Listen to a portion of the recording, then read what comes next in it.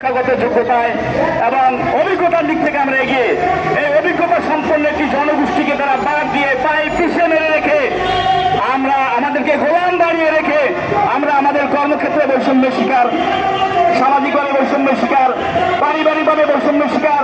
শুধু একটাই কারণ, আমাদের রোজগার কম। আমরা আমাদের সন্তানদেরকে ভালো খাবার দিতে পারি না, বাবা মাকে চিকিৎসা করাতে পারি না। আমরা আমাদের মানবাধিকার মৌলিক অধিকার থেকে অনেক পিছিয়ে আছি, কারণ আমরা বেসরকারি কর্মচারী। বর্তমান দ্রব্যমূল্যের ঊর্ধ্বগতির এই বাজারে মাত্র 5 থেকে 6 হাজার, সর্বোচ্চ 8 হাজার টাকা বেতনে আপনারাই বলুন কিভাবে আমাদের সংসারটা চলে। আমরা শিক্ষা মন্ত্রণালয় থেকে শুরু করে শিক্ষা উপদেষ্টা, প্রধান উপদেষ্টা, শিক্ষা সচিব এবং শিক্ষা মন্ত্রণালয়ের উচ্চপদস্থ সকল মানুষের কাছে গিয়েছি, বারবার ধর্ণা দিয়েছি, হাতে ধরেছি, পায়ে ধরেছি, স্মারকলিপি দিয়েছি, কিন্তু তারা আমাদের কোনো কর্ণপাত করেনি। কিছুদিন আগে আমরা ডিজি মহোদয়ের কাছে গিয়েছিলাম আমাদের দাবি আদায়ের জন্য, এবং তিনি আমাদেরকে অপারগতা প্রকাশ করেছেন, শুধু আশ্বাস দিয়েছেন।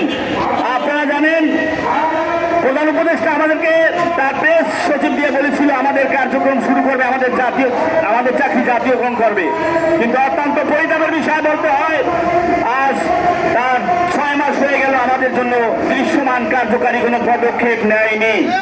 কিন্তু কেন? আমার সাথে সমস্যা হইতে পারে, একসাথে আওয়াজ তুলুন, আমাদের সাথে কি অন্যায় করা হচ্ছে না? হচ্ছে না। আমরা এই অন্যায় মানি না, আমরা এই বৈষম্যের অবসান চাই। এই বৈষম্য বিরোধী আন্দোলন শুরু হয়েছিল শিক্ষা প্রতিষ্ঠান থেকে, সেই শিক্ষা প্রতিষ্ঠানে আজকে আমরা বৈষম্যের শিকার হয়েছি। এই জন্য বাতিল অন্ধকার। কিন্তু কেন? আমরা এদেশের নাগরিক। আপনারা দেখেন, এদেশে 12 লক্ষ রোহিঙ্গা যে সুযোগ সুবিধা পাচ্ছে, আমরা তাও পাচ্ছি না। কলেজ সরকারি, কর্মচারী বেসরকারি, কলেজের ইট বালু পাথর গাছ লতা পাতা সব সরকারি, আমরা কেন বেসরকারি?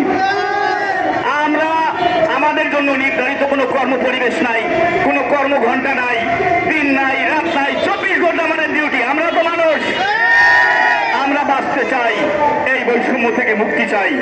এবং আজকের এই সমগ্র বাংলাদেশে যে বৈষম্য নিরসনের প্রতিযোগিতা শুরু হয়েছে, সেখানে সত্য কথা যেটা, সেখানে আমরা অনেকটা পিছিয়ে আছি। একই প্রতিষ্ঠান, একজন কর্মচারী বেতন পায় 35,000 টাকা, আর একজন বেতন পায় 6,000 টাকা। এটা কি ঠিক বলেন?